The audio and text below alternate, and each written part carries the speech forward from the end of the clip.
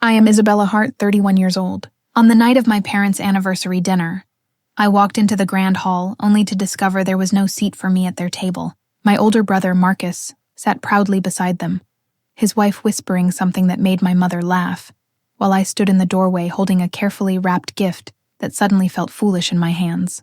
The maitre d' scanned the reservation list twice before telling me flatly, "Your name isn't here." My family didn't even look up. Crystal chandeliers cast golden light across linen-draped tables. Waiters glided with trays of champagne, and the soft notes of a piano filled the air. Yet all I could hear was the blood rushing in my ears. My father raised his glass, toasting the importance of family, as if I weren't standing 5 feet away, invisible. My chest tightened, the humiliation pressing down like a physical weight. Growing up in Richmond, Virginia, I knew this pattern well. Marcus was always the pride of the family. Star athlete, straight-A student, the one they introduced with beaming smiles. I was the quiet one who loved painting, the daughter who worked after school shifts to pay for my own supplies, while their attention stayed fixed on him. When I earned a scholarship in architecture, they barely showed up to the ceremony. Still, I told myself that one day they'd see me, truly see me. But that night proved I was still the shadow at the edge of their light. Before I share how this betrayal unfolded, let me know where you are watching from and subscribe if you value standing up for yourself. I lingered at the edge of the celebration, clutching the gift bag against my chest, my heart hammering like it wanted out. Waiters moved around me effortlessly, as if I were just another piece of furniture in their polished routine. I could feel eyes from other tables darting toward me, people noticing the strange woman standing alone, unclaimed by the family she had come to celebrate. "Miss, are you joining this party?" the maitre d' asked, his tone polite but firm. I swallowed, my throat dry. I was supposed to.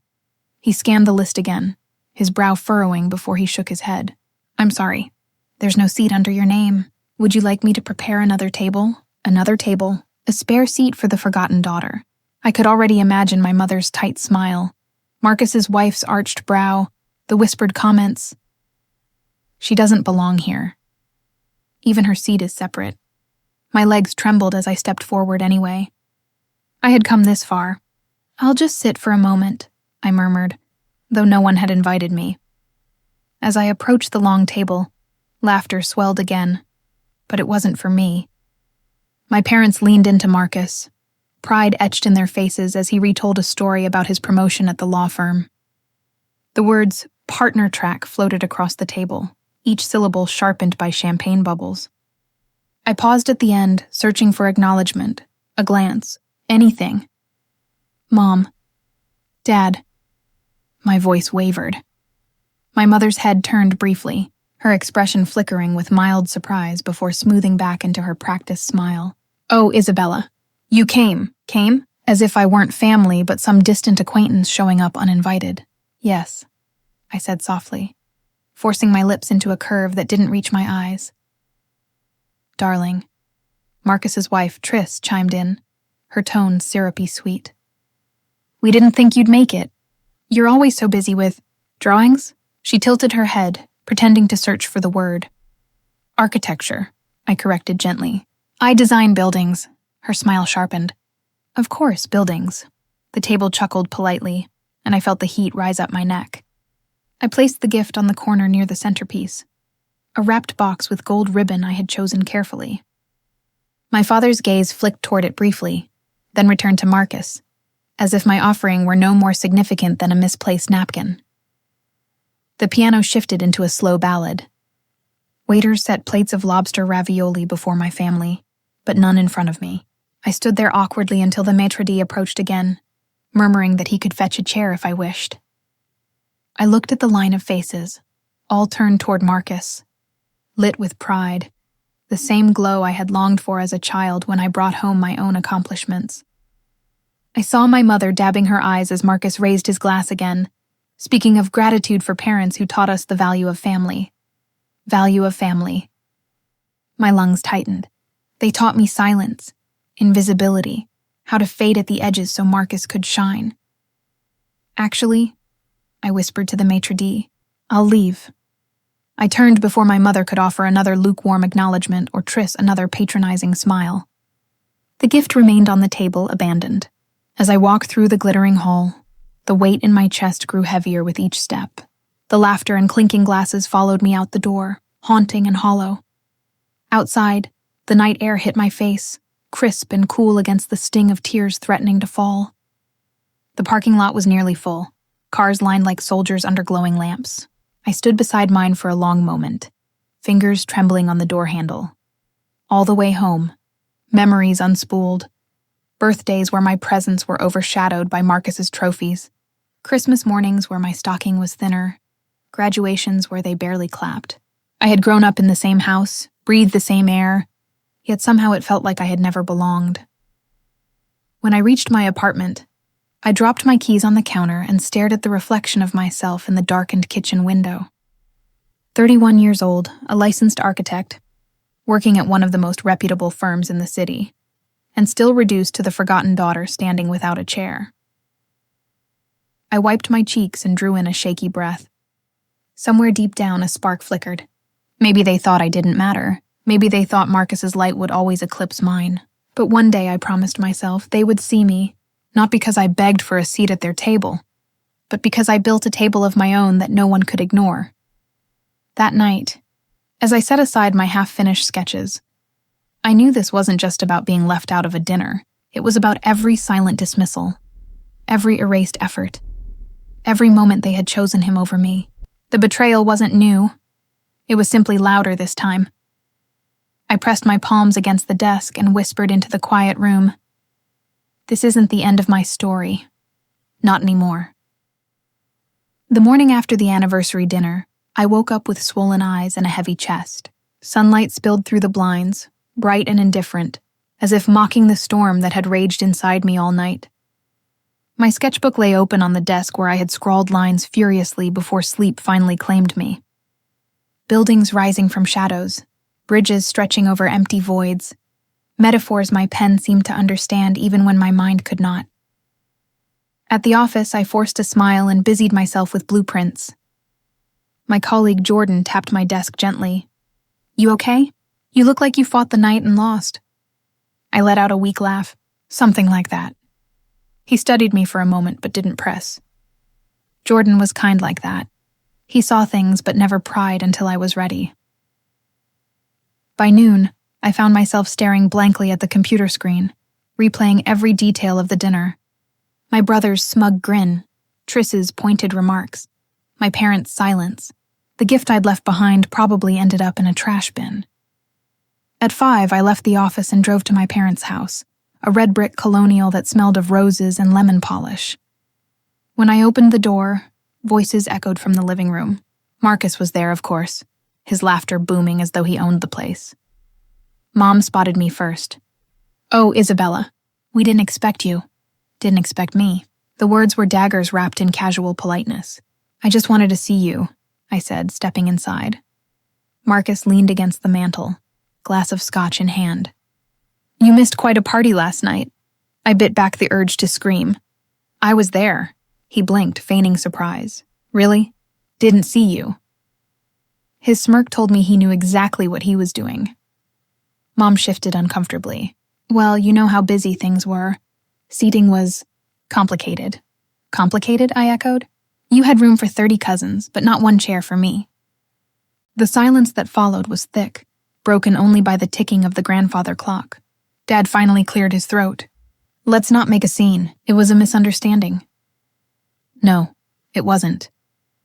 But I swallowed the protest. Fighting them always ended the same way. Me painted as sensitive, Marcus celebrated as untouchable.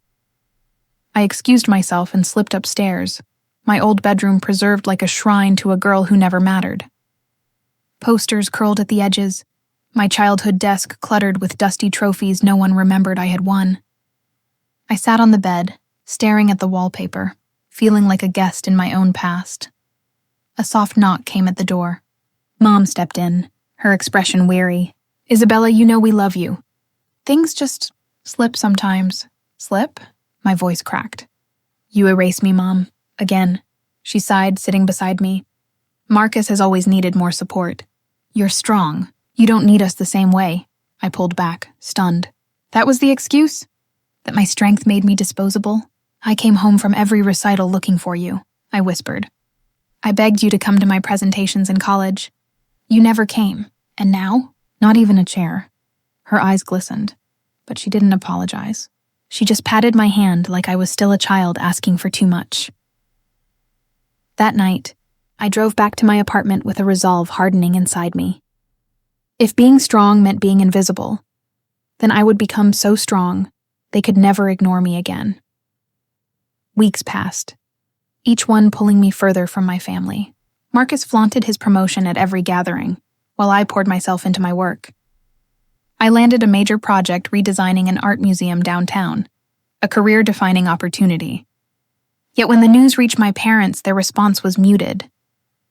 That's nice, Dad said over the phone, his tone distracted. Did you hear Marcus is buying a second home? It was always Marcus. The loneliness grew heavier. I spent late nights in the office, the city's skyline my only witness. Sometimes Jordan would bring me coffee and remind me to breathe. Other times I sat in the dark, sketching towers that scraped the stars, monuments to resilience. One Friday evening, while colleagues gathered for drinks, I stayed behind, lost in my work. My phone buzzed. It was Triss.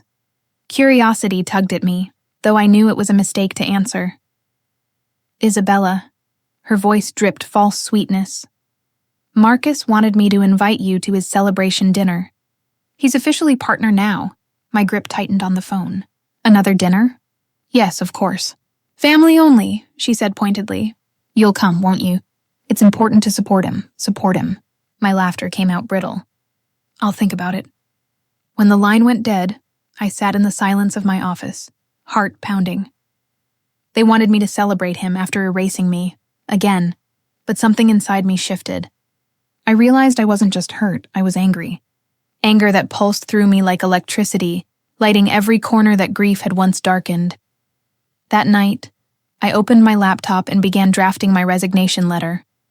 Not because I was quitting, but because I was preparing to launch something of my own. My own firm, my own legacy. If my family thought Marcus was the only star, I would show them a constellation. Launching a firm had always been a dream tucked away in the back of my mind. Something I scribbled in margins during late nights in college, but never dared to voice. Now, sitting in my dimly lit apartment with the hum of traffic outside, it no longer felt like a dream. It felt like survival. The morning after I drafted the resignation letter, I tucked it in my bag, carrying it like a secret weapon. At the office, the buzz of printers, the shuffle of papers, the low murmur of voices. It all felt distant, unimportant. My boss, Mr. Collins, summoned me into his glass-walled office, his tie crisp, his desk cluttered with contracts. Isabella, your work on the museum redesign has been remarkable. The board is impressed. We're considering you for lead architect on the next project. A month ago, those words would have set my heart racing. Today, they barely registered. My eyes flickered to the resignation letter in my bag, my pulse quickening. Thank you, I said carefully, but I think it's time I step out on my own. His brows shot up. Step out? Isabella, you're on track for partnership here. I know, I replied, my voice steadier than I felt. But I need to build something that's mine. Something with my name on it. Silence filled the room. Finally, he leaned back in his chair, studying me. You're bold. I'll give you that. Most wouldn't walk away from security. But if you're serious, you'll need investors, connections, grit. Do you have that? I thought of every time my parents had dismissed me. Every time Marcus had stolen the spotlight. Every empty chair. The fire inside me blazed hotter. Yes, I do. When I walked out of his office, resignation letter officially submitted, I felt weightless and terrified all at once. The first weeks were chaos. My apartment turned into headquarters. Blueprints stacked on the dining table, sticky notes plastered across the walls. I sketched until my fingers ached, fueled by coffee and determination. Jordan noticed my absence at the firm and called one evening. What are you up to, Isabella? You vanish, and rumor has it you're plotting something big. I smiled into the phone. Starting my own firm. There was a pause, then his laugh, warm and supportive. Of course you are. And let me guess, you're trying to do it all alone? Maybe. Well, I won't let you. You need someone to help wrangle investors, clients, logistics. Let me in. The offer caught me off guard. Jordan had always been reliable, but this was different. This was faith. Are you sure? I asked. Absolutely. You've got the vision. I've got the connections. Together we can make this real. And just like that, I wasn't alone anymore. We named it Heart Designs, my surname front and center. The name my parents never spoke with pride finally etched into something unshakable. Our first client was a small but ambitious cafe chain looking to revamp their spaces. It wasn't glamorous, but it paid the bills and built our reputation. Nights blurred into mornings. I lost track of meals, of time, of anything but the work. Jordan kept me sane, cracking jokes when I grew too tense, reminding me to sleep when my eyes burned. For the first time in my life, I felt like I was building a world where I wasn't invisible. Still, doubt lingered. I remembered every sharp word from my family, every dismissal, every comparison to Marcus. What if they were right? What if I wasn't enough? Those thoughts haunted me late at night. But every finished design, every satisfied client chipped away at the doubt, brick by brick. 3 months in, we landed our biggest project yet, a boutique hotel in downtown Richmond. The owner, a sharp-eyed woman named Claudia, tapped her nails on the conference table as she studied my presentation. "You're young," she said bluntly. "Why should I trust you with this?" I held her gaze, because I know what it feels like to be overlooked. I know what it takes to stand out. This hotel isn't just another building. It's your legacy, and I'll treat it that way. Claudia's lips curved into the faintest smile. "You remind me of myself when I started out." "All right, Ms. Hart, show me what you can do." When she shook my hand, my knees nearly buckled. This was it, the turning point. Meanwhile, family dinners became more unbearable. My parents spoke endlessly of Marcus's ventures, his investments, his success. When I tried to share my progress, they nodded politely before changing the subject. One evening, Tris smirked across the table. "Still playing architect, Isabella? Or is it just a hobby now?" I clenched my fork so hard it nearly bent. "It's not a hobby. It's my company, and it's growing." Marcus chuckled. "Relax, sis." She didn't mean anything by it, but the glint in Tris's eyes told me otherwise. That night, as I drove home under a canopy of stars, I whispered to myself, "One day, they'll see.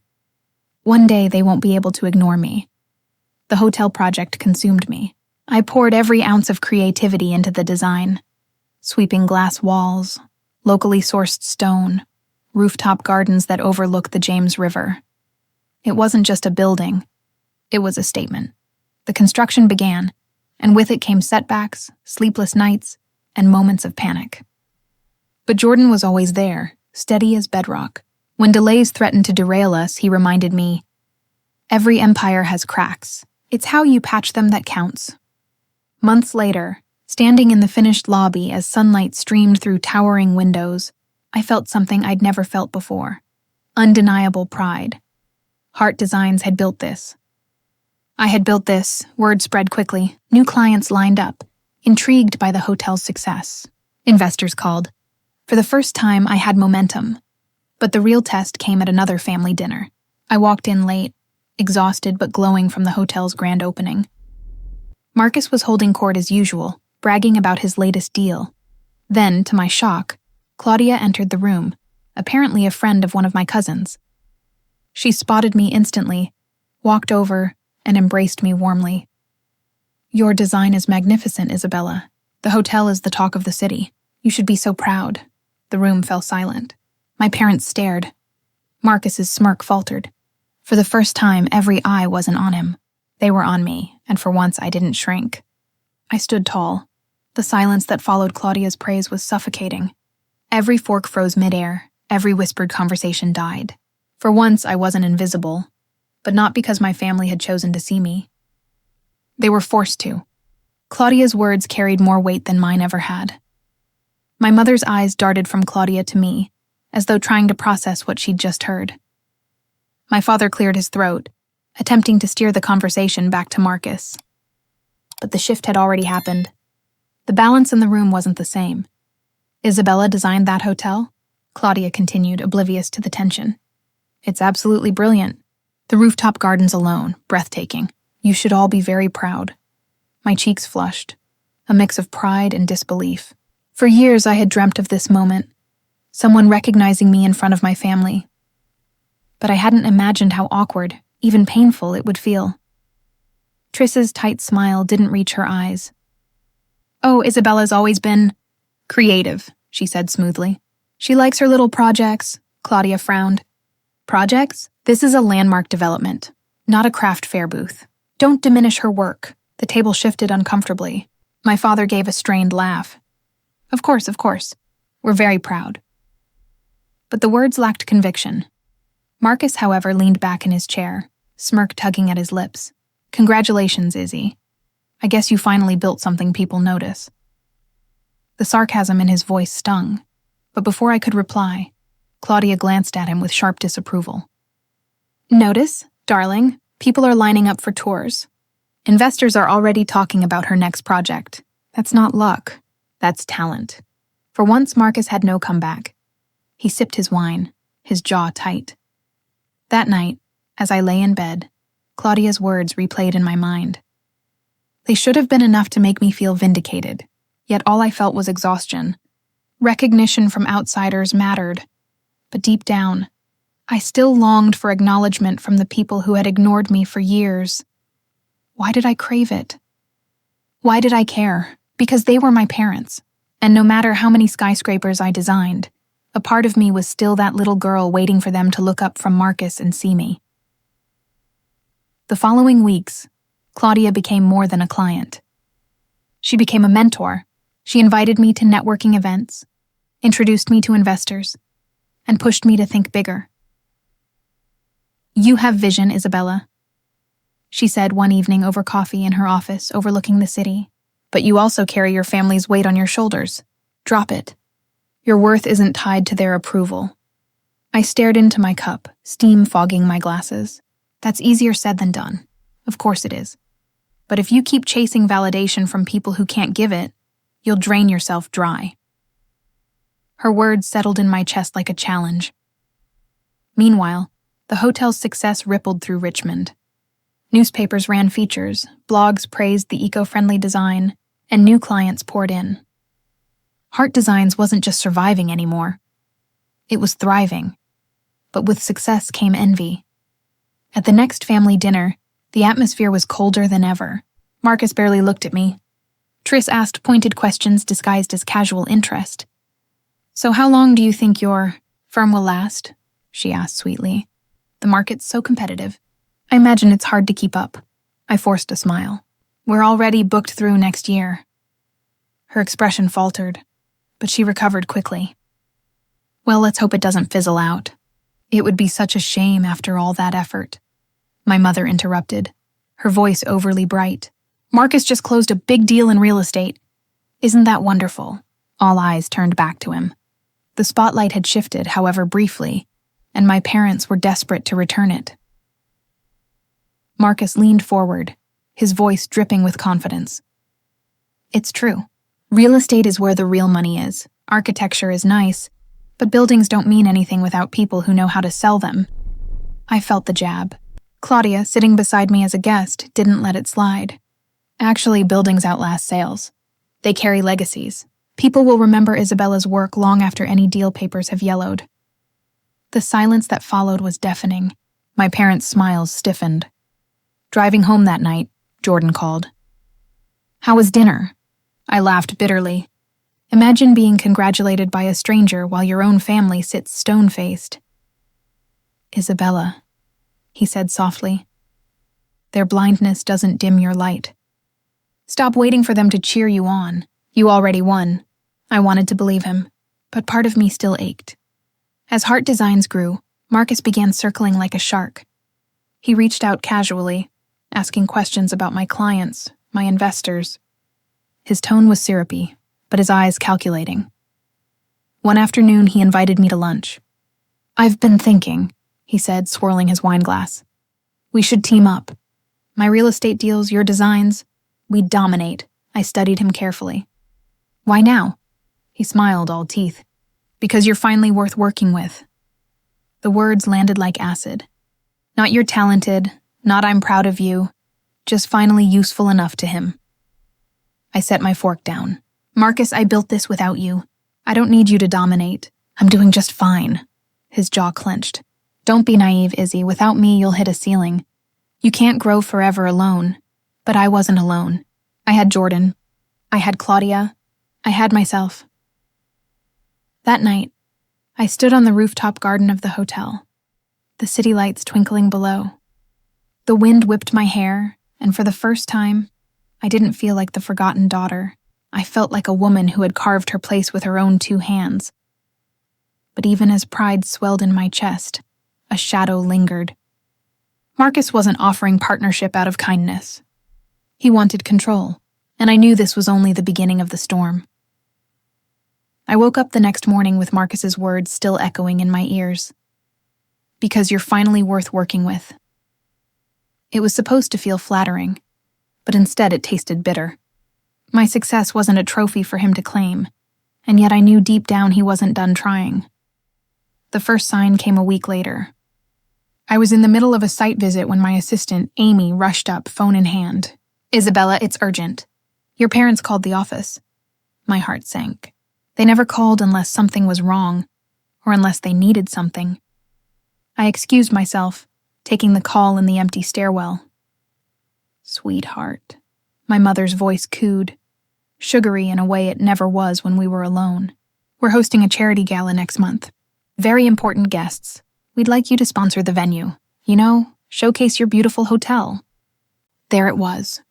Not an invitation, not a proud acknowledgement, but a request for free labor disguised as an honor. Mom, I said evenly, the venue has a booking schedule. I can't cancel paying clients for your event. Silence on the other end. Then my father's voice cut in, sharp. Don't be difficult, Isabella. This is about family reputation. Do you want people thinking you're ungrateful? The word twisted in my gut. Ungrateful.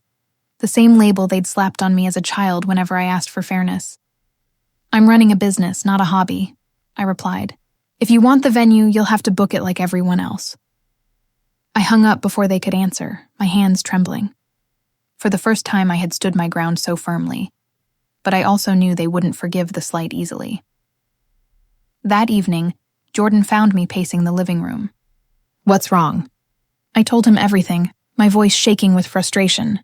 He listened quietly, then pulled me into his arms. You don't owe them endless sacrifices just because they share your last name, he said. Boundaries aren't betrayal. His words steadied me, but deep down I knew the storm was only beginning. 2 days later, Marcus showed up unannounced at my office. He strolled in like he owned the place, ignoring Amy's protests, and planted himself in my chair. You didn't return Mom and Dad's calls, he said smoothly, as though scolding a child. Not smart, I crossed my arms. I don't answer to them. Or to you, he smirked, leaning back. You think you're untouchable now? You've made enemies before you've even peeked.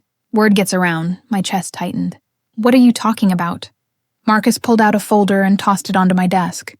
Inside were printouts of articles, emails, and half-baked rumors questioning Heart Design's sustainability practices. Investors don't like uncertainty, he said, voice low. One little whisper of controversy, and poof, confidence evaporates. You need someone who knows the game. You need me, my hands clenched. Are you threatening me? He shrugged, all false innocence. I'm offering a partnership. Play nice and this all goes away. Rage simmered under my skin. He wasn't just trying to steal my spotlight. He was trying to control my entire career. Get out, I said through gritted teeth.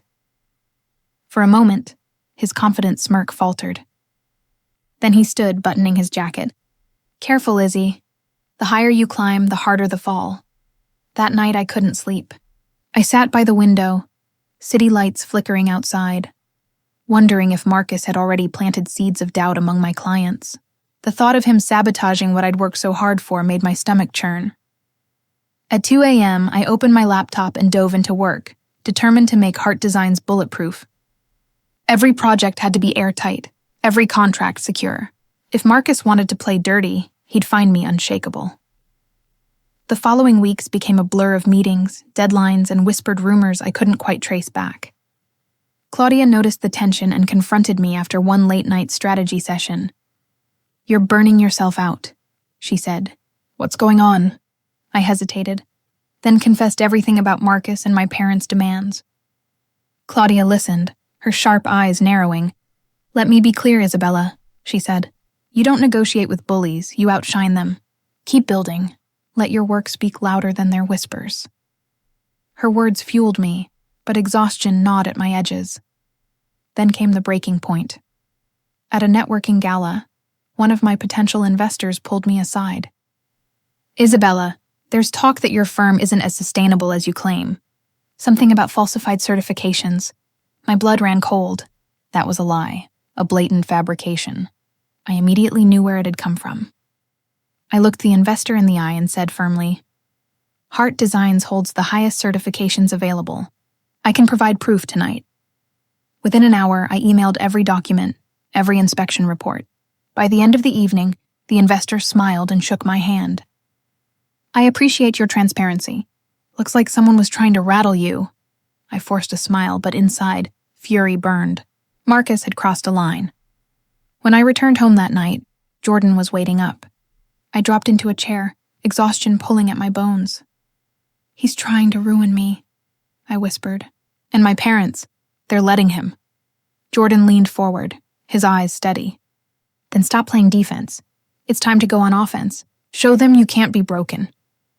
The idea lodged in my chest like a spark. For years I had played the quiet daughter, the forgotten one. Even my rise had been cautious, focused only on survival. But now it was war. I looked out at the skyline, at the glowing silhouette of the hotel that had become my symbol of resilience. "They want a storm?" I whispered. "I'll give them one."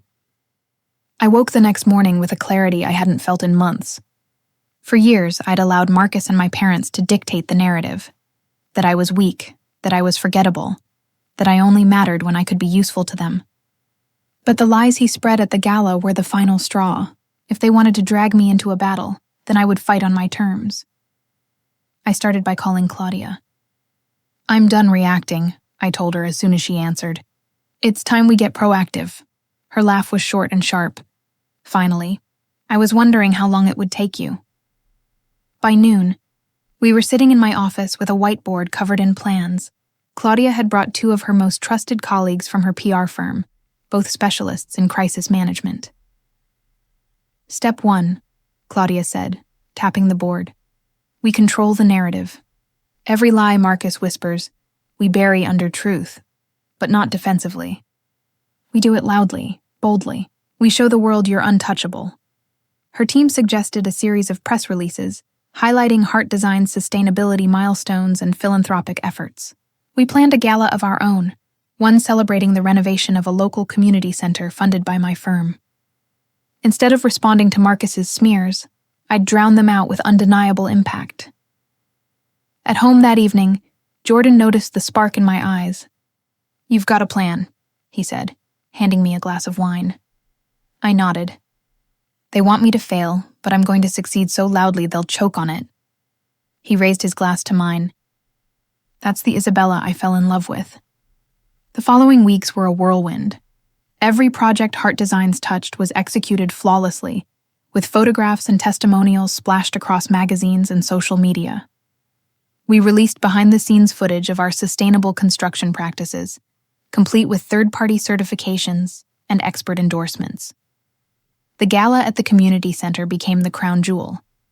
Reporters filled the space, cameras flashing as I stood on stage with children from the neighborhood whose lives would be changed by the renovations.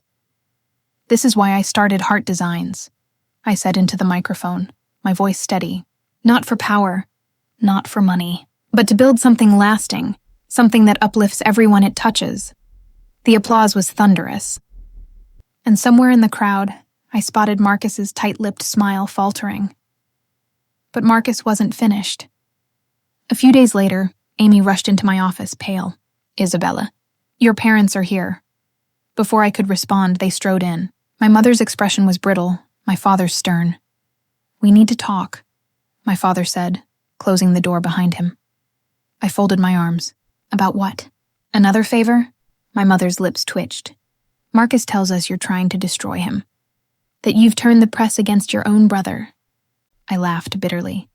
He's not my brother. He's my saboteur. And if he's suffering, it's because he built his empire on lies. You always were dramatic, my father muttered. This isn't about feelings. It's about family reputation. If you don't stop this war, you'll embarrass us all. I stared at them, stunned by the audacity.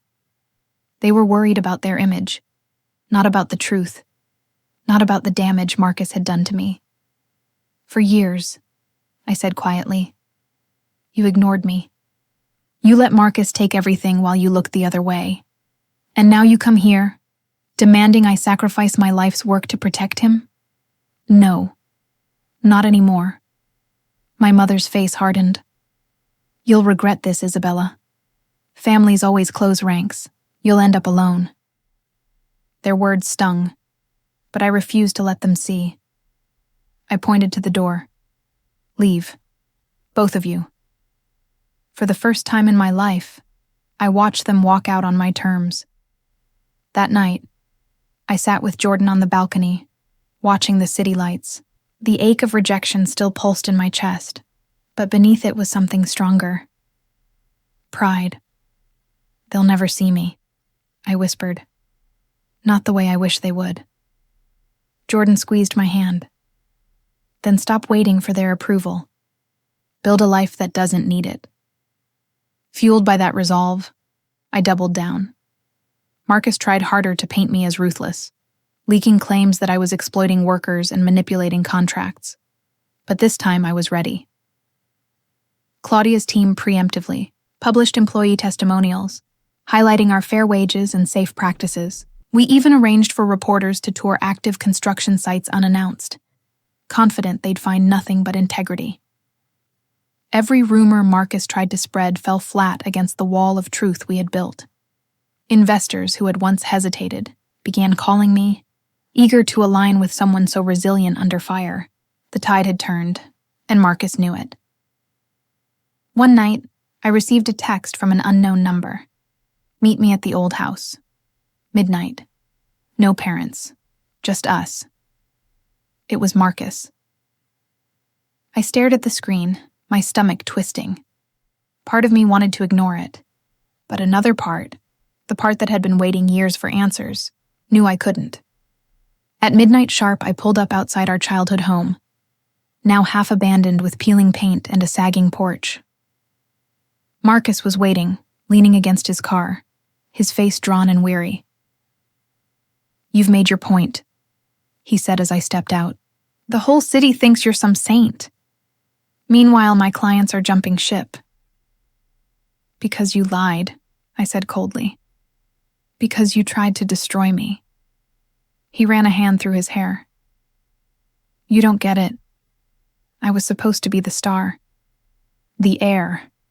Then you came along and stole it. I blinked at him, stunned. Stole it? I fought for every scrap of respect in this family while you were handed everything. The only thing I ever wanted was to be seen. For a moment, Marcus's mask slipped, revealing something raw and desperate beneath. If I lose everything, Izzy, I have nothing left. I held his gaze, my heart pounding. That's not my fault. And it's not my job to save you. I turned, walking back to my car. His voice followed me, laced with anger. This isn't over. But as I drove away for the first time, I believed it could be. The following week felt like watching a storm finally break after years of thunder rumbling on the horizon. For so long, Marcus had hidden behind charm, lies, and our parents' blind favoritism. But now the cracks were spreading so wide, no one could ignore them. It began with an expose in the Chicago Tribune. Claudia's team had quietly tipped off a reporter, supplying documents Marcus had carelessly left behind at prior firms. Forged.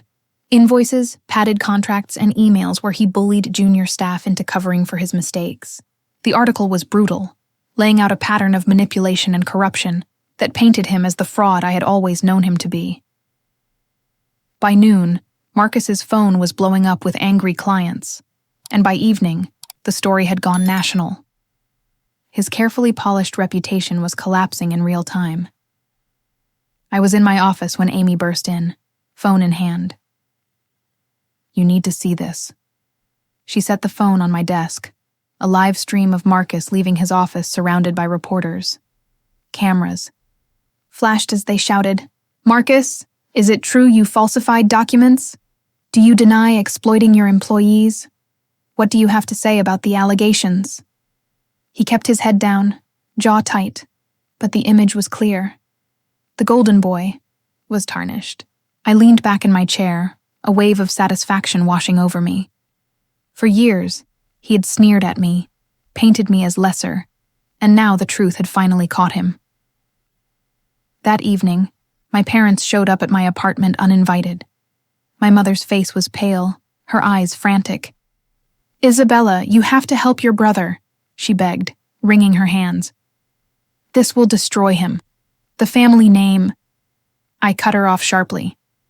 "The family name? Do you hear yourself? He destroyed himself. You both just let him drag me down with him." My father scowled. "Enough of the dramatics. You've proven your point. Now fix this mess, call your contacts, get the press to back off." I laughed bitterly. "You really think I'd save him after everything? After you ignored me, dismissed me, and let him run me into the ground? No. This is his reckoning, not mine." They stared at me as if I'd grown two heads, stunned that I would deny them for the first time in my life. Finally, my father growled, "You'll regret this, Isabella. You're nothing without family." But as they left, I realized the truth. I wasn't nothing without them. I was everything despite them. The next few days only worsened for Marcus. His biggest client terminated their contract publicly, citing ethical concerns. His business partners filed a lawsuit, accusing him of fraud. Former employees began speaking out, their stories flooding social media. One night, Claudia and I sat in my office, scrolling through the chaos. "Do you want me to release the rest of what we have?" she asked, raising an eyebrow. "The bank, records, the offshore accounts?" I considered it for a long moment before shaking my head. "No. Let him bury himself. The world already sees him for what he is. I don't need to strike the final blow." She smiled knowingly. "That's why you're winning, Izzy. You don't let bitterness control you. You let justice speak for itself." But Marcus wasn't done lashing out. One morning, Jordan found me in the kitchen, holding a letter that had been shoved under our door. "It's from Marcus," he said grimly, handing it to me. The letter was messy, scrawled in his handwriting. "You think you've won. But this isn't over. You've ruined me, and I'll make sure you regret it. We're blood, Isabella, and blood doesn't forgive betrayal." My hands shook as I read it, not from fear but from disbelief. Even now, when his entire world was burning, he still saw himself as the victim. Jordan wrapped an arm around me. "He's desperate. Desperate people make noise. But you've already beaten him." A week later, I stood in the atrium of the community center Heart Designs had restored, preparing to give a keynote at a youth mentorship event. The space was alive with color. Murals painted by local artists, bright banners celebrating resilience. As I looked around at the young faces watching me, I realized how far I had come from that girl who used to sit in the shadows, waiting for her parents' approval. When I took the stage, the crowd grew quiet. "I used to believe," I began, "that your worth was measured by who believed in you. Parents, siblings, people you trusted. But what I've learned is this. Your worth doesn't vanish just because others refuse to see it. Sometimes, you have to build your own table when no one offers you a seat." The applause that followed was thunderous, and I felt tears prick my eyes. Later that night, as I scrolled through the coverage, I saw something that made my breath catch. A photo had surfaced of Marcus, alone, slumped on the steps outside a courthouse, his expensive suit wrinkled, his face drawn and tired. The headline read, "From Golden Boy to Scandal, Marcus Hart's Fall from Grace." For years, I had fantasized about seeing him brought low. But as I stared at the photo, I didn't feel triumph. I felt something heavier, almost sorrowful. He had built his whole life on lies, and now he was paying the price. Jordan noticed my expression. "You don't have to feel guilty," he said softly. "I don't," I admitted. "But I do feel sad, because it didn't have to be this way." The reckoning was complete. Marcus had been exposed, my parents' blind loyalty had been shattered, and for the first time, I felt the balance shift fully in my favor. But deep down, I knew there was still more to face. The fallout wasn't over, and the final confrontation with my family was yet to come. The reckoning had hit Marcus like a tidal wave, and in its wake, the ripples were tearing through our family. My phone buzzed constantly with calls from relatives, some offering sympathy, others fishing for gossip. Aunts who hadn't spoken to me in years suddenly remembered my number, wanting to know what really happened. But what struck me most was the silence from my parents. For days, there was nothing. No phone calls, no knocks at my door. It was as if they were pretending the implosion of their favorite child wasn't happening. Until, inevitably, the silence broke. It was a Saturday morning when the intercom to my building buzzed. I glanced at the screen. My parents stood there, looking smaller than I had ever seen them. Against my better judgment, I let them in. They entered my apartment quietly, my mother clutching her purse like it was a lifeline. My father's shoulders slumped in defeat. We didn't know where else to go," my mother began, her voice trembling. "Marcus won't answer our calls. The press keeps hounding us. We can't even go to the grocery store without whispers." I crossed my arms, leaning against the counter. "So now you remember I exist?" My father winced. "Isabella, please. This isn't about the past. We need help." I cut him off. "No, this is exactly about the past. For years you ignored me. Every achievement, every milestone, you dismissed because Marcus was the son you revolved around. And now, because he's fallen, you come crawling to me." My mother's eyes filled with tears. "We didn't realize. We thought you were strong, that you didn't need us." Her words stung more than I expected. No child should ever feel invisible just because their parents think they're strong enough to survive without love. For a long moment, the three of us stood in silence, the weight of years of neglect pressing down like a suffocating blanket. Then my father spoke, his voice barely above a whisper. "Can you forgive us?" The question hit me like a knife. Forgiveness. The word I had longed for and dreaded in equal measure. I looked at them. These two people who had chosen to blind themselves to my pain, who had left me to fend for myself while coddling Marcus. "I don't know if I can," I said honestly. "Not yet. Maybe not ever. Forgiveness isn't something you get to ask for when it's convenient. It's something you earn." Over the following weeks, the fallout deepened. Marcus's trial began to make headlines, his charges ranging from fraud to tax evasion. Former friends turned their backs. His social media accounts vanished overnight. Through it all, my parents grew quieter, as though they had aged years in just a few months. They tried to reach out, small gestures like dropping off casseroles or leaving notes on my doorstep.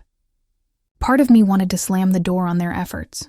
Another part, the little girl who once craved their love, couldn't ignore the sincerity in their attempts. One evening, I met Jordan at a cafe, my laptop open as I scrolled through yet another article about Marcus. "He's done," Jordan said, sipping his coffee. "Even if he avoids prison, his reputation's destroyed." I nodded, but my mind wasn't on Marcus. "What does it say about me if I can't forgive my parents?" Jordan reached across the table, his hand covering mine. "It says you're human. Forgiveness isn't about letting them off the hook. It's about deciding what kind of peace you want for yourself. You get to choose if and when you're ready." That night, I dreamt of my childhood home. I saw myself as a little girl at the dinner table, waving a report card with straight A's, trying to catch my parents' eyes while Marcus dominated the conversation with his basketball scores.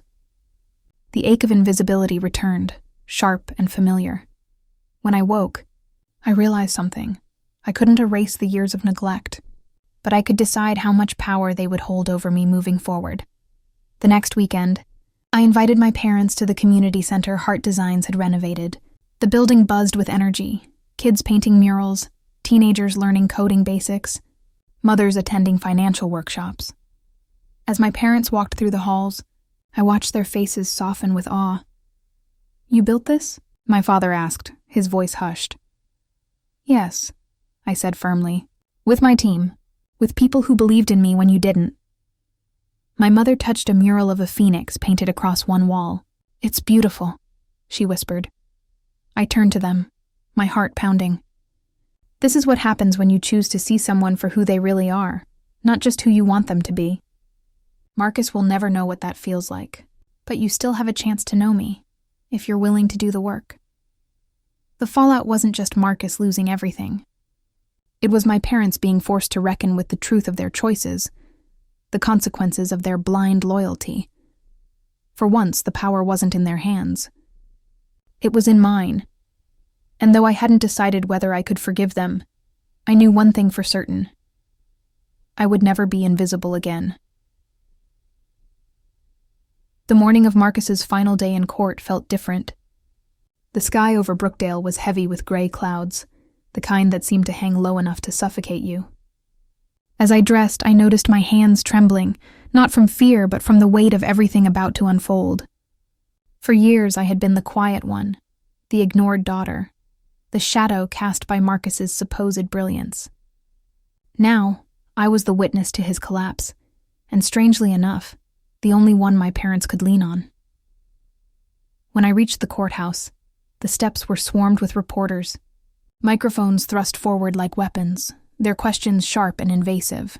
"Isabella, do you believe Marcus will be sentenced today? Do you feel vindicated, being the sister he overshadowed for years?" I kept walking, my heels clicking against the concrete, my silence louder than any statement I could have made. Inside, the air was tense. The oak-paneled courtroom felt colder than usual, as though it too knew that this day marked an ending. Marcus sat at the defense table, his once proud shoulders slumped. His navy suit hung awkwardly, no longer tailored by confidence but sagging with defeat. His eyes darted around, avoiding mine, avoiding everyone's. He looked small. My parents sat a few rows ahead of me.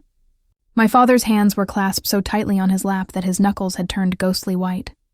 My mother's lips trembled as though she were whispering silent prayers. For years they had boasted about Marcus's charm, his business acumen, his bright future. Now they could not even meet the stares of the jury. The prosecutor stood, her voice calm but firm. She laid out every deceit, every forged signature, every bank account Marcus had drained to keep up appearances. Words like fraud, embezzlement, and betrayal echoed through the room, ricocheting off the walls until even Marcus seemed to flinch at their sound. When the defense had their turn, Marcus's lawyer spoke of childhood pressures, of expectations that crushed him, of a man who only wanted to please his family and ended up lost. But no amount of eloquence could erase the trail of evidence, the stolen money, the trust broken beyond repair. I watched Marcus's face as the jury was dismissed to deliberate. He finally looked up and met my eyes. For the first time in decades, there was no arrogance there, only a hollow, desperate plea. A silent "help me." The jury was gone for only 2 hours, but it felt like a lifetime. My parents clutched each other like survivors clinging to wreckage. I sat alone, my back straight, my breath steady. This wasn't just about Marcus. It was about the years I had spent invisible, my worth dismissed. It was about every time my parents had chosen him over me. When the jury returned, the air seemed to freeze. The foreman stood, his voice steady, unshaken. Guilty on all major counts. The words rang out like church bells. My mother gasped, covering her mouth with trembling fingers. My father closed his eyes, a single tear cutting through the hardened lines of his face. Marcus's head fell into his hands. The judge's gavel struck, sealing his fate. Outside, the world erupted. Cameras flashed, reporters shouted, strangers speculated. My parents and I slipped out the side entrance. For a long while, we stood together in silence. It was my father who finally spoke, his voice hoarse. "Isabella, we don't know how to face you." I turned to him, my voice steady, though my chest ached. "You faced me by finally telling the truth. You ignored me. You made me invisible, and you put all your hope into him. Now you see where that led." My mother's tears spilled freely. "We were wrong. We see that now. You deserved better. You always did." I looked at them, these two people who had raised me yet had never really seen me. Their faces were heavy with shame, but for once their eyes were open. That night my phone rang. I didn't recognize the number, but when I answered, it was Marcus. His voice was broken, unpolished. "Isabella, it's me. I don't even know why I'm calling. I need to understand. How did you survive being the forgotten one? How did you build a life when nobody believed in you?" I gripped the phone, staring at the mural I had painted months ago at the community center, a phoenix rising from flames. "Because I had no choice," I said quietly. "When nobody else sees you, you learn to see yourself. You find your own light." There was silence on the other end, and then a sound I hadn't heard from him since we were children. Marcus crying. In the weeks that followed, the story of Marcus's downfall filled every newspaper, every blog. People who once praised him now whispered his name with pity or disgust. But for me, something deeper had shifted. My parents began showing up, first at my apartment, then at the community center. They brought trays of food for the kids painting murals, offered to help set up chairs for local meetings. They were clumsy, out of place, but sincere. For the first time, I wasn't chasing their approval. They were chasing mine. At the dedication of our latest mural, a young girl tugged on my sleeve. "Miss Isabella, is that bird supposed to be you?" she asked, pointing at the phoenix. I smiled. "Yes, it's all of us. Rising again, no matter what tries to burn us down." As the kids clapped and painted, my parents watched from the back, their eyes glistening with something I had longed for my entire life: pride in me. The final stand hadn't been about Marcus's guilty verdict. It wasn't even about my parents' apologies. It was about me finally standing tall in the life I had built, refusing to shrink anymore. For years, I thought strength meant proving them wrong. But now I understood. Strength meant living fully, even when no one was watching. And when they finally did watch, they saw not the forgotten daughter, but a woman who had carved her own place in the world. And in that courtroom, in that mural, in the quiet nights when the city hummed outside my window, I knew I had won my final stand. The morning after Marcus's sentencing, I woke to the sound of church bells echoing faintly across Brookdale. I sat on the edge of my bed, watching the light stream in through the curtains. For the first time in years, I felt something unfamiliar. Peace. It wasn't triumph and it wasn't revenge. It was simply the quiet relief of knowing the fight was over. I made coffee and sat at my small kitchen table, staring at the steam curling upward. My phone buzzed with a flood of messages. Neighbors congratulating me for standing firm, colleagues at the community center sending encouragement, even distant relatives who had once ignored me suddenly reaching out. But I didn't reply right away. I wanted to sit with the silence, with myself, and feel what it meant to finally breathe without the weight of old wounds crushing me. Later that day, I walked to the community center. The children were already there, brushes in hand, laughter bouncing off the bright walls. Their joy felt like sunlight warming places inside me that had long been cold. On one wall, the Phoenix mural shone brilliantly, its wings stretched wide as if nothing could keep it tethered to the ground. As I painted alongside the kids, I realized how much they mirrored the girl I used to be. Uncertain, overlooked, searching for someone to see them. Now, I was the person I had needed all along. That was my victory. Not Marcus's downfall, not my parents' apologies, but the chance to stand as proof that pain can be turned into power. That evening, my parents knocked on my door.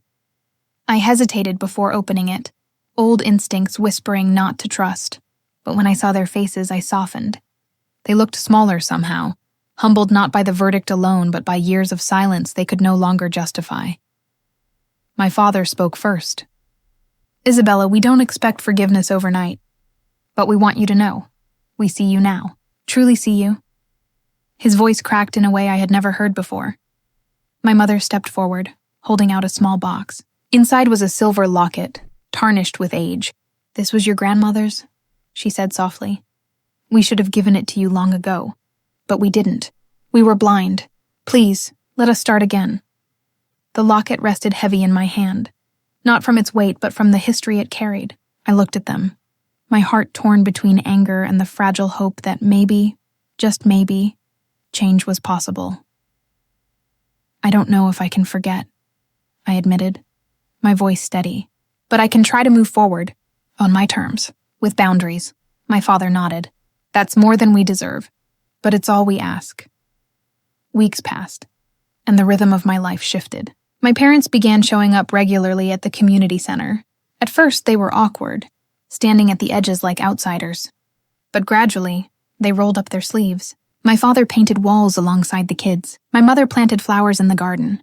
The children welcomed them without hesitation, teaching them lessons about acceptance that years of family ties had failed to deliver. One Saturday, as we unveiled a new mural painted entirely by the children, my mother whispered, "We're proud of you, Isabella."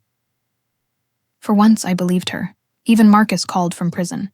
His letters came sporadically, filled with fragments of regret and questions about how to begin again. At first, I ignored them. Then one day, I wrote back. I didn't excuse his choices, and I didn't offer false comfort. I simply told him that rebuilding starts with honesty, even if no one is watching. It was the advice I had given myself years ago. Whether he chose to follow it was no longer my burden to carry. Standing in front of a crowd one evening at the community center's annual fundraiser, I was asked to share my story. I took a deep breath, looking out at the faces, my parents in the front row, the children clutching their paint-stained aprons, neighbors who once dismissed me now leaning forward to listen. "My name is Isabella," I began, my voice clear. For years I believed I didn't matter. I was overlooked by my own family, dismissed as if my dreams were smaller, my voice unworthy. But being invisible taught me something valuable. When no one sees you, you must learn to see yourself. And when you finally rise, you rise not just for yourself, but for everyone who has ever felt unseen. The room erupted in applause, but it wasn't the sound that moved me. It was the sight of the children's wide eyes, the quiet pride in my parents' faces, and the knowledge that my story was no longer a wound. It was a lesson. As the months unfolded, my life became something new, not defined by bitterness or by Marcus's shadow, but by the future I was building. The Phoenix mural became a symbol not just for me, but for the entire community. People began calling me the woman who turned pain into color, and I embraced it. On the anniversary of Marcus's sentencing, I stood alone on the rooftop of my apartment building, watching the city lights flicker below. The air was crisp, filled with the distant hum of traffic and the smell of rain on concrete. I held the silver locket in my hand, the one my mother had given me. Inside was a photo of my grandmother, a reminder that legacies can be broken, but they can also be rebuilt.